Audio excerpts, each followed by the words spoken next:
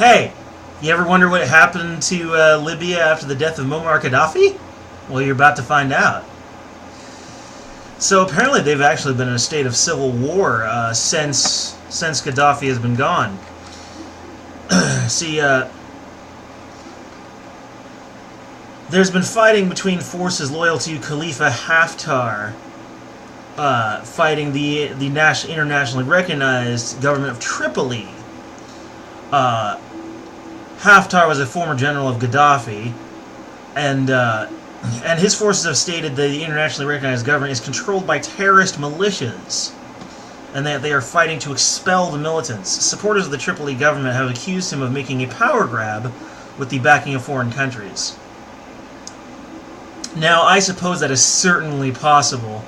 I'm sure there would be a great deal to gain from Haftar's loyalty if he managed to take control of Libya, versus leaving it in the hands of Tripoli. Many of these soldiers are wearing plain clothes. That's how poor the country is. Some in t-shirts and jeans, some can afford body armor, some can't. It's really kind of crazy. The Benghazi-based Agogo, I think that's how it's said, A-G-O-C-O, or Agoko, congratulated Haftar's forces on the success and progress in its striving against extremist terrorist militias, and militias which steal public funds. So, in short, they're equally accusing the Tripoli government of being terrorists. Well, they are, that is to say, Tripoli is categorizable as Islamic fundamentalists. And Islamic fundamentalists do have a tendency to breed terrorism. But really, until I hear of a solid example of them behaving in a terroristic fashion, I would be hesitant to fit them with that label. But what's really interesting is that Haftar's forces said on Saturday that they would send a warship to Ras Lanuf oil port for training purposes. And in spite of all the fighting and all the Civil War stuff, a port engineer said that the ship's arrival had not affected oil exports, which were as normal. That's crazy.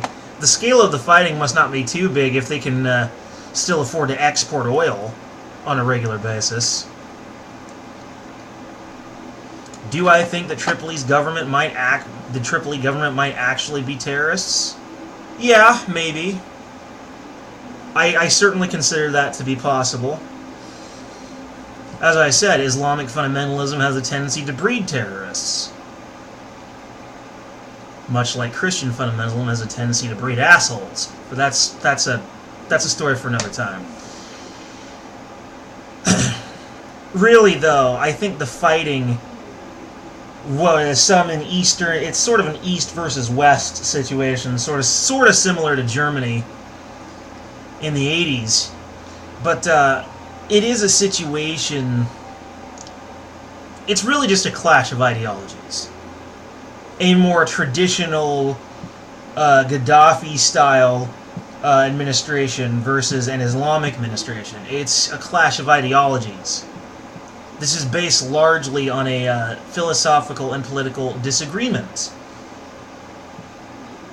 If necessary, I may do another video on the nature of that disagreement. That would certainly be very interesting to see now, wouldn't it? For right now, I'm just focusing purely on the Civil War itself and what's really going on. Now, concerning the actual combat, let's see here. According to Reuters,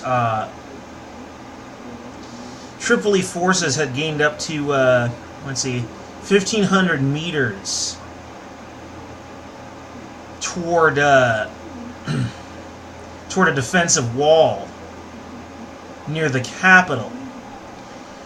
The forces have said that we are progressing. We are now in the phase of expelling the enemy from the capital.